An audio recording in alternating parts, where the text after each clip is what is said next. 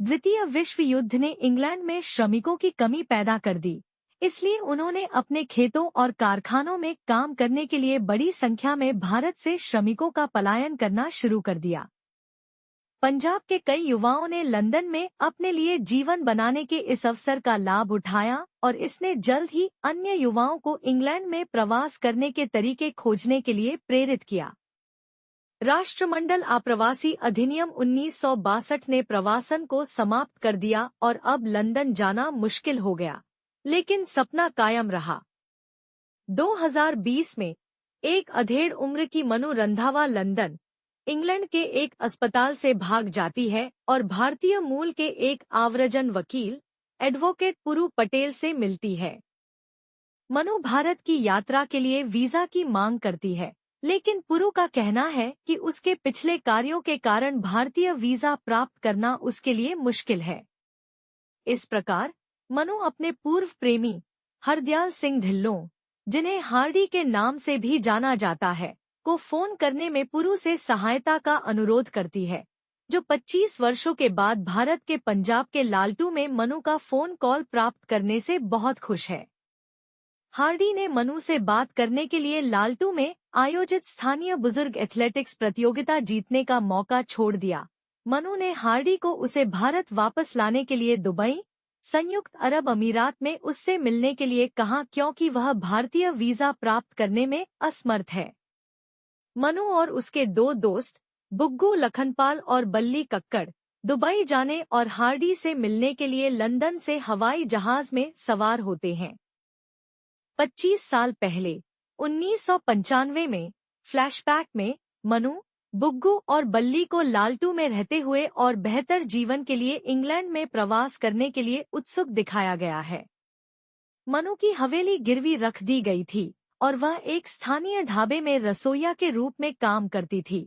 बुग्गू की मां एक स्थानीय कारखाने में सुरक्षा गार्ड के रूप में काम करती थी और बल्ली नाई के रूप में काम करता था, क्योंकि उसकी मां घर चलाने के लिए दर्जी के रूप में काम करती थी।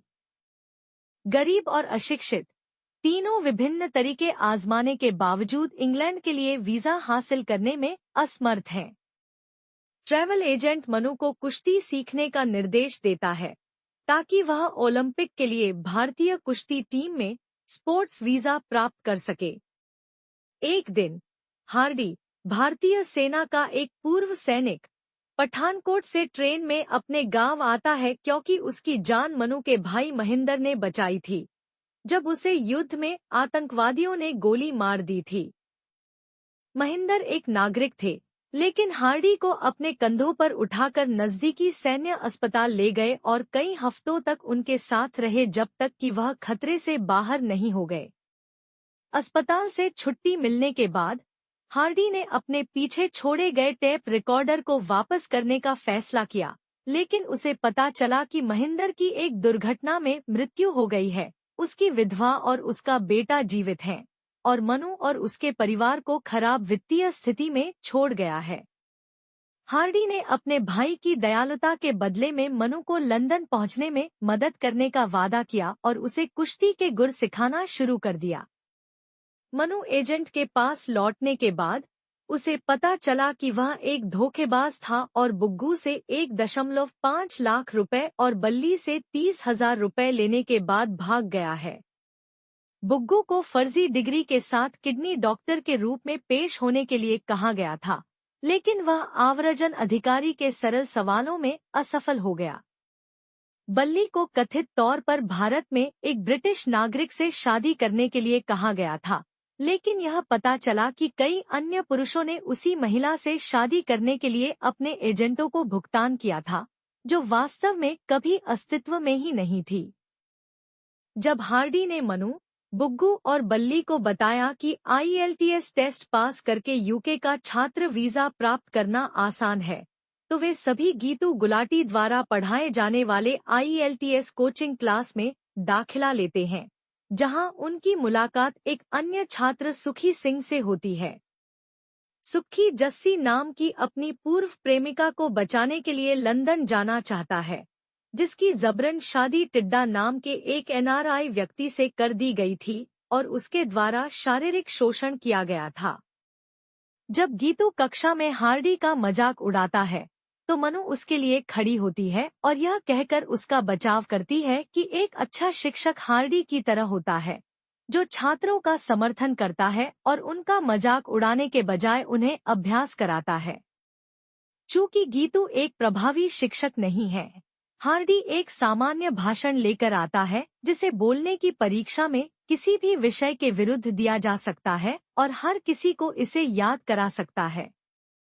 हालांकि IELTS परीक्षा सभी के लिए अलग अलग होती है, केवल बल्ली को सामान्य भाषण का उपयोग करने का अवसर मिलता है। बल्ली अंततः परीक्षा में उत्तीर्ण हो जाता है और छात्र वीजा के साथ लंदन चला जाता है, जबकि शेष 4 असफल हो जाते हैं और भारत में परेशान होकर रह जाते हैं।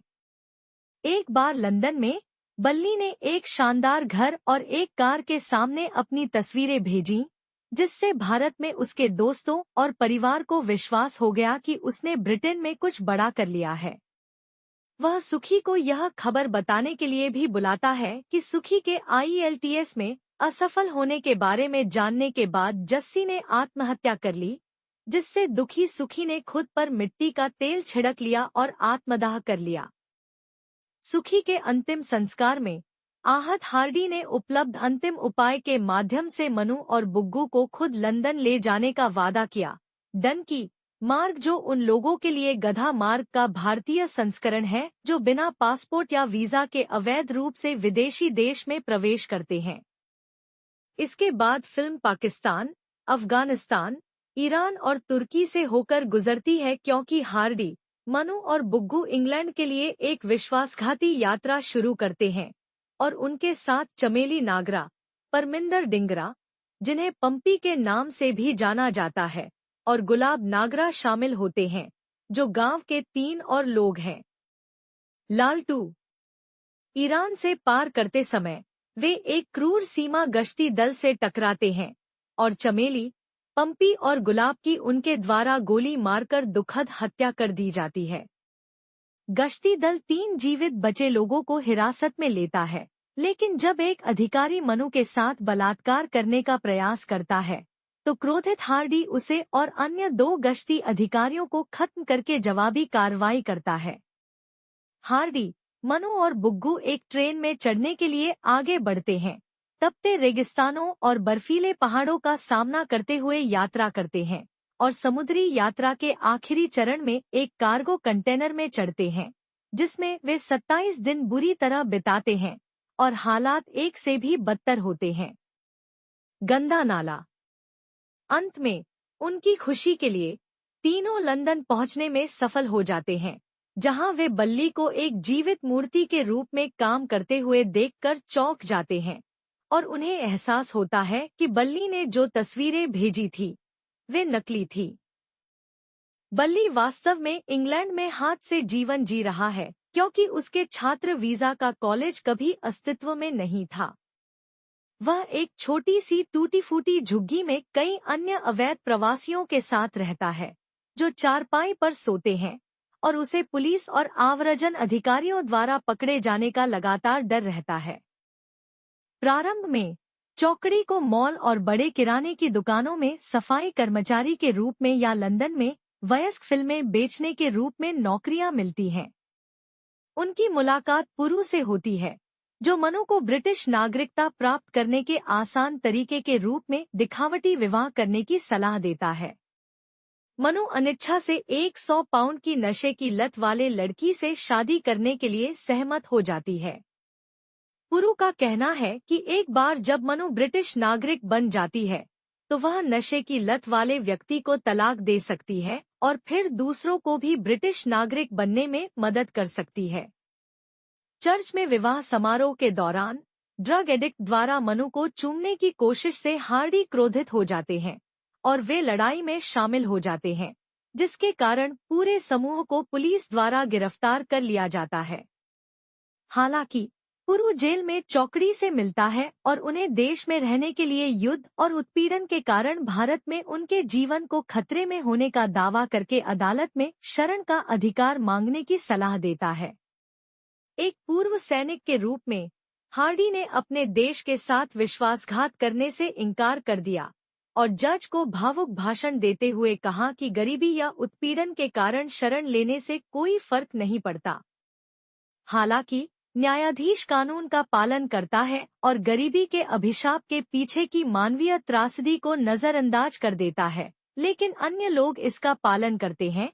इसे बनाने में अब तक उनके द्वारा सामना की गई सभी कठिनाइयों और इंग्लैंड छोड़ने के वित्तीय परिणामों को इंगित करके अपने निर्णय को तर्कसंगत बनाते हैं। परिणामस्वरूप हार्डी को पुलिस द्वारा वापस भारत भेज दिया जाता है, जबकि मनु, बुग्गू और बल्ली को इंग्लैंड में शरण मिलती है और वे ब्रिटिश नागरिक बन जाते हैं। शुरू में जीवित मूर्तियों के रूप में काम करते हैं। फ्लैशबैक के अंत में वर्तमान में मनु, बुग्गू और बल्ली दुबई पहुंचते हैं, जहां वे 25 वर्षों के बाद हार्डी के साथ फिर से मिलते हैं। इस बिंदु पर मनु ने हार्डी को बताया कि उसने कभी शादी नहीं की और केवल हार्डी के लिए एक शादी का कार्ड प्रकाशित किया ताकि वह अपने जीवन में आगे बढ़े और भारत में वापस बस जाए। हार्डी को यह भी पता चलता है कि मनु ब्रेन ट्यूमर की मरीज है और उसके पास जीने के लिए केवल 1 महीना बचा है और वह अपने परिवार के साथ अपने आखिरी दिन बिताने के लिए भारत लौटना चाहती है, लेकिन भारत ने उनके वीजा को अस्वीकार कर दिया क्योंकि उन्होंने इंग्लैंड में शरण का दावा किया था। गीतू की मदद से हार्डी एक स्थानीय एजेंट बाकिर से मिलता है, जो डंकी मार्ग से उनके घर लौटने की व्यवस्था करता है। सभी भारतीय साजोसामान, कपड़ों से लेकर मोबाइल फोन और अखबारों तक से लैस और बकीर को अपने पासपोर्ट सौंपते हुए चौकड़ी सऊदी अरब के जेद्दा में एक कार्गो कंटेनर के माध्यम से भारत के लिए रवाना होने का प्रयास करती है, लेकिन बकीर ने सऊदी आव्रजन अधिकारियों को 4 भारतीयों के बारे में गलत जानकारी दी। हार्डी के साथ पहले से ही योजना बनाकर एक कंटेनर में लंदन की यात्रा करना। गिरफ्तार होने के बाद हार्डी ने आव्रजन अधिकारियों को यह विश्वास दिलाकर धोखा दिया कि वे वास्तव में पंजाबी नागरिक हैं, जो भारत में गीतों की सहायता से अवैध रूप से इंग्लैंड की यात्रा कर रहे हैं। मनु, बुग्गू और बल्ली अपना नाम चमेली, पंपी और गुलाब बताते हैं, जो अभी भी लापता भारतीय नागरिकों के रूप में सूचीबद्ध हैं, और भारत उन्हें और हार्डी को वापस स्वीकार करता है। सऊदी आव्रजन अधिकारियों ने अदालत में साबित किया कि चारों भारतीय हैं और उन्हें हवाई जहाज से वापस भारत भेज दिया। इसके तुरंत बाद चौकड़ी लालटू और मनु के पास पहुंचती है। बुग्गू और बल्ली अपने परिवारों को पाकर संतुष्ट हैं, जिन्हें वे वर्षों से अर्जित धन और अपने गृहनगर भेजे गए धन के कारण स्वस्थ छोड़ गए थे। हार्डी ने मनु की हवेली का नाम भी बदलकर मनु दी कोठी, मनु की हवेली कर दिया है और इसके शीर्ष पर एक बिग बेन घड़ी बनाई है। वहां रहते हुए उसने चौंक कर मनु के सामने स्वीकार किया कि उसने कभी शादी नहीं की, क्योंकि जब वे अलग हुए तब तक वह उससे प्यार करता रहा। फिर हार्डी ने उसके सामने शादी का प्रस्ताव रखा और प्रसन्न मनु ने इसे स्वीकार कर लिया। हालांकि घटना के तुरंत बाद के क्षणों में मनु चुपचाप अपनी लाइलाज बीमारी से मर जाती है और हार्डी उसकी अचानक मृत्यु पर दुहक से त्रस्त हो जाता है। वह सगाई की अंगूठी मनु के हाथों में रखता है और उसके मृत शरीर को गले लगाता है। रात में दिवाली की आतिशबाजी को आंखों में आंसू के साथ देखता है, क्योंकि उसने जीवन भर इस पल का इंतजार किया था, लेकिन जब वह आया तो हार्डी अपने प्यार से एकजुट नहीं हो सका। मनु की मृत्यु के 6 महीने बाद हार्डी, बुग्गू और बल्ली एक एजेंट से मिलते हैं, जो उन्हें डंकी मार्ग के माध्यम से लंदन ले जाने की पेशकश करता है। हार्डी एजेंट को जमीन पर गिरा देता है और फिर वे तीनों अपने जीवन में आगे बढ़ते हैं। फिल्म एक उपसंहार के साथ समाप्त होती है कि सिर्फ 140 साल पहले किसी भी देश में प्रवेश करने के लिए वीजा की आवश्यकता नहीं होती थी और वीजा के साथ प्रवासन में भेदभाव आया था। आज सीमाएं केवल उन गरीबों पर रोक लगाती हैं जिन्हें धन और शिक्षा के आधार पर वीजा देने से इनकार कर दिया जाता है। हर साल बेहतर जीवन की तलाश में 10 लाख से अधिक लोग अवैध रूप से सीमा पार करने की कोशिश करते हैं और कई लोग रास्ते में ही मर जाते हैं। उनके शव कभी नहीं मिलते। उनके परिवार उनका अंतिम संस्कार नहीं कर सकते क्योंकि उन्हें कभी पता नहीं चलता कि उनके प्रियजन जीवित हैं या मर चुके हैं, और जो जीवित बचे हैं उनमें से केवल कुछ ही उस घर में लौट पाते हैं जिसे उन्होंने एक बार छोड़ा था।